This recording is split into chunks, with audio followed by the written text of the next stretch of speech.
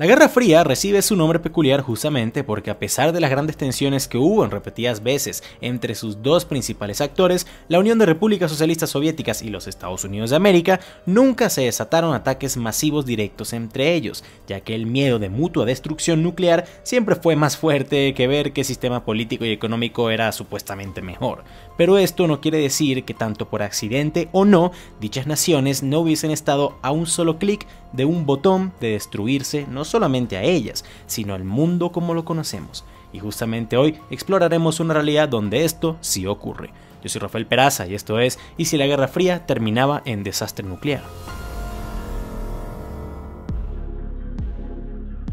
A pesar de que nunca hubo un conflicto directo como tal entre los Estados Unidos y la Unión Soviética, hubo un escenario en específico donde el poderío de ambas naciones se medían cara a cara, el mar, y en el videojuego patrocinador del día de hoy, World of Warships, puede ser parte activa de esta lucha de titanes navales. En World of Warships serás el capitán de todo tipo de barcos protagonistas de la Guerra Fría, la Primera y Segunda Guerra Mundial y muchos conflictos más, con gráficas de alta calidad, campañas históricas, manejo de portaaviones y hasta submarinos. Tengo meses jugando esta muy inmersiva obra de arte que siempre pone a la historia como prioridad. Puedes descargarlo gratis para PC desde el link que sale en la descripción, y si usas el código ReadyForBattle2020 durante tu registro, al usar el link podrás ganar 700 doblones, 1 millón de créditos, 7 días de cuenta premium, el barco USS Charleston con camuflaje de la bandera de Estados Unidos y el barco premium japonés Ishizuchi. Con estos premios tendrás muchas horas de diversión que podrás aprovechar estando seguros desde casa jugando con amigos, ya que puedes jugar junto a ellos en World of Warships.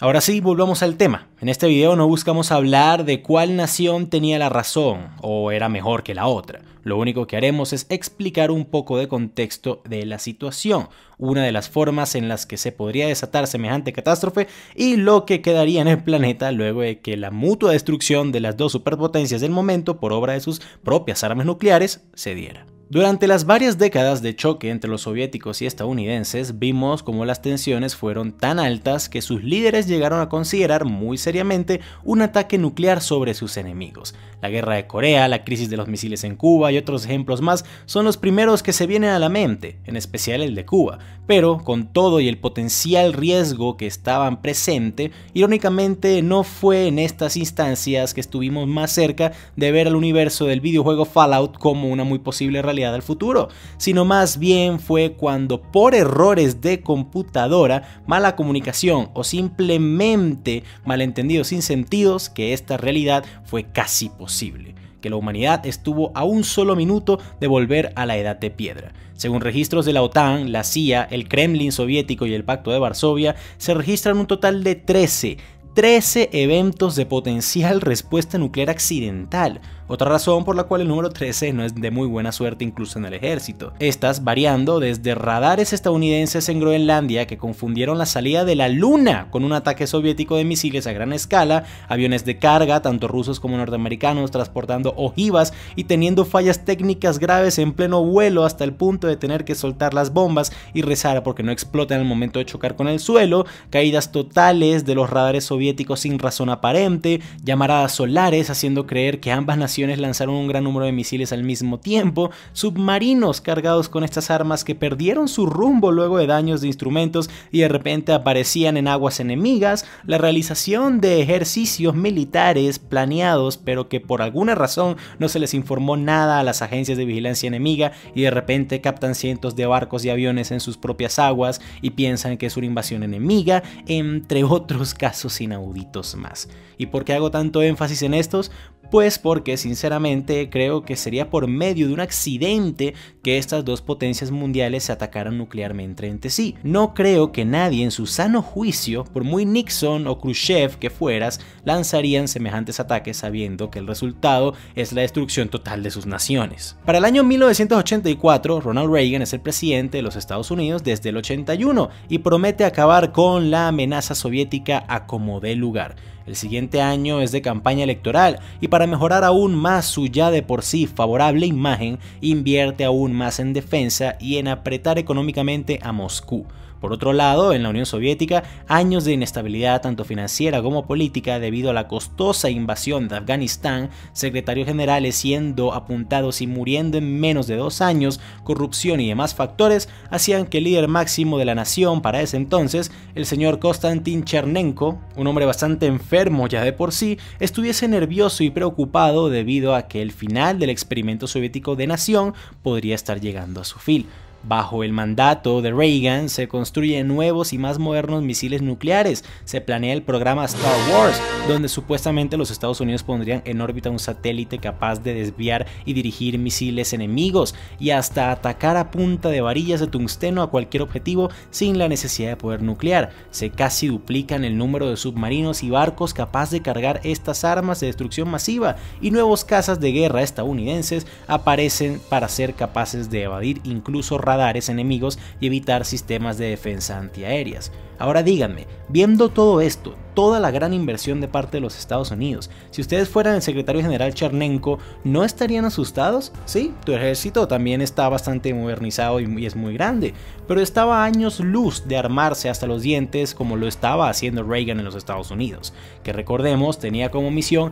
ganar esta guerra, no guerra, de una vez por todas. Cuando de repente, en medio de la noche, tus satélites y radares detectan un alto número de objetos acercándose a tus fronteras a velocidades exageradas. El caos reina en la sala de mando soviético, se llama rápidamente al secretario general y este despierta desubicado y asustado. Se le informa de la situación, los misiles enemigos estaban a casi nada de llegar a espacio aéreo soviético y dentro del pánico se da la orden de lanzar todos los misiles disponibles y en buen estado hacia los Estados Unidos. El inicio del final estaba comenzando. Dentro del pánico, una vez lanzados sus misiles, según los radares soviéticos, el ataque estadounidense ya debería haber sido efectivo, pero no había pasado nada. Al estudiar más a fondo la situación, uno de los ingenieros se da cuenta de que los equipos habían detectado era una gran ola solar que pasó más cerca a sus satélites de lo normal. No había ningún ataque, pero sus misiles ya estaban en camino a las grandes ciudades norteamericanas. No había vuelta atrás. Cuando se informa a Chernenko, que de nuevo era un hombre muy enfermo y que sufría del corazón, de que todo fue un error, este sufre un muy entendible ataque cardíaco y muere. No había quien se comunicara directamente con Washington para tratar de frenar un contraataque, pero esto ya no servía de nada, puesto que aparte de tratar de derribar la mayor cantidad de ojivas enemigas, ya Reagan había dado la orden al verificar que si era un ataque nuclear soviético de lanzar todos sus misiles en sentido contrario. Y aunque los sistemas defensivos de ambas naciones logran evitar que muchos misiles enemigos no dieran en el blanco, eran tantos que aún así cientos de estos sí llegaron a sus destinos. El mundo ahora se encontraba en un apocalipsis nuclear. Más de 18.000 ojivas nucleares serían lanzadas y darían en blanco. En videos pasados en este canal hemos hablado bastante ya de qué es lo que veríamos luego una guerra nuclear, cómo el daño no estaría limitado solamente al radio de destrucción de cada ojiva, que de por sí son capaces de vaporizar a millones y reducir edificios enteros a cenizas, ¿no? Sino que las consecuencias de un invierno nuclear casi mundial se extenderían por décadas y a casi todos los rincones del globo. Así que si quieres escuchar más de las consecuencias de un ataque como este, ya que no entraré en mayores detalles por cuestiones de tiempo en este video, te dejo en la descripción el link a nuestro otro video de cómo se vería el planeta luego de un conflicto nuclear. Debido a que los grandes aliados tanto de los soviéticos como los estadounidenses se encontraban casi todos en el hemisferio norte, el daño directo y la extensión inmediata de las bombas sería principalmente al norte del Ecuador, haciendo que ya sea por las explosiones o las horribles condiciones en las que te deja un invierno nuclear, más de un 95% de la población de este hemisferio, que ya de por sí albergaba a más del 80% de la población mundial, simplemente mueren. Pero incluso así, con el pasar de los días, las nubes radioactivas llegarían al cinturón del mundo, a las semanas a naciones como Perú, Brasil, Bolivia, Angola, Indonesia y muchas más, y a los meses o años incluso al resto del globo. Muy pocas ciudades sobrevivirían estructuralmente a esta situación, estas siendo principalmente las más al sur de Chile, Argentina, Australia y Nueva Zelanda, pero para ese entonces solo Sydney, Australia sería aquella en aguantar el golpe teniendo más de 1 millón de habitantes. Algunos políticos, militares y personas con mucho dinero que lograron resguardarse en búnkers antes de que los misiles llegaran lograrían sobrevivir a los ataques, pero esto no son ni el 0.01% de la población de sus respectivos países, pero tal vez tengan un rol importante más adelante. Dejando de lado todos los daños directos y ambientales obvios dejados por los ataques, estos no habrían acabado con toda la vida humana en ni siquiera las propias naciones autoras del desastre. El famoso escritor Alan Moore, en su novela gráfica V for Vendetta, trata de este mismo tema. En plena Guerra Fría se desata una lluvia de misiles nucleares. Aunque Gran Bretaña no es atacada, sí sufre por el invierno nuclear. La gente muere envenenada por radiación, no hay sol para plantar y la nación entra en caos. En algunos países, en la misma situación, la sociedad cae y reina la ley del más fuerte. Pero en Inglaterra, un nuevo partido de ultraderecha surge y por medio de medidas extremas y radicales logran evitar un desastre total en la nación e instauran un nuevo estado autoritario y policial donde el bienestar general es lo primordial y las libertades individuales dejan de existir. A pesar de que si la Guerra Fría se calentaba al Reino Unido poseer armas nucleares y ser el mayor aliado de los Estados Unidos serían un objetivo claro y obvio, clave para los misiles soviéticos, haciendo que el ejemplo de Alan Moore no se pueda aplicar como tal al pie de la letra, el caso sí puede ser perfectamente posible en otros países, y dos que se me vienen a la mente como perfectos ejemplos por ser islas, haciendo que se pueden aislar fácilmente y que curiosamente también fueron parte del propio Reino Unido en algún momento de su historia, son Australia y Nueva Zelanda. Estas dos naciones oceánicas podrían fácilmente tener el mismo destino que la Inglaterra del mundo de V for Vendetta, ambos no muy poblados, aisladas y con los suficientes recursos para sobrevivir sin apoyo exterior, cosa que si nos vamos al otro lado del mundo, a Sudamérica, no se podría aplicar con tanta facilidad. Para empezar, en el caso de Chile y Argentina, el sur de ambas naciones es muy despoblado en comparación al norte, y mucho más en los años 80. Segundo, históricamente estas siempre han necesitado de apoyo del norte para muchos productos como comida en época de invierno, gasolina, gas y demás. Y por si fuera poco, refugiados enfermos y hasta crimen organizado que estaría huyendo no solo del norte de sus países, sino de toda Sudamérica, solo tendrían que conducir o incluso caminar hasta el sur, creando así una gran crisis humanitaria que simplemente no se podría controlar y de nuevo haciendo que la ley del más fuerte fuera la que mandase en la zona. Los conceptos de naciones como los conocemos desaparecerían. Nuevas ciudades-estados o intentos de uniones dirigidas por células militares sobrevivientes serían los nuevos estilos de gobierno más populares que quedarían. Luchas por los pocos recursos que quedan se desatarían todo el tiempo. Mientras más pasan los meses, más nos separaríamos de lo que alguna vez fuimos. Un mundo globalizado y ahora toda forma de vida organizada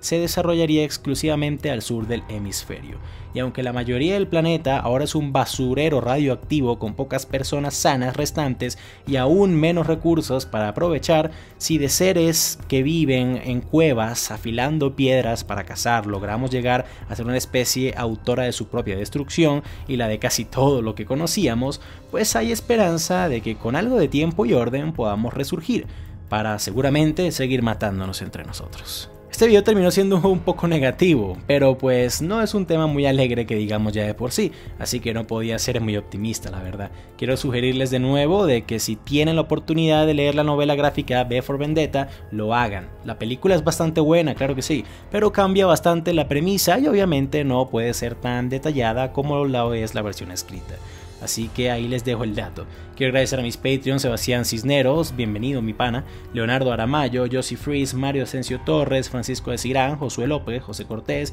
Indie Animations, Apo, por ahí en especial a mi pana Fabián Benítez, por apoyar directamente el canal y ayudar muchísimo para que sigamos subiendo la calidad de los videos. Si tú también quieres ayudar directamente, puedes unirte a la lista y convertirte en Patreon. Si eres nuevo en el canal, te invito a que te suscribas para que puedas estar al tanto de cuando publico estos videos. Si compartes estos con más personas, también me estarías ayudando muchísimo. Sin nada más que agregar, yo fui Rafael Peraza, para el baúl de los conocimientos inútiles, y que tengan muy buen día.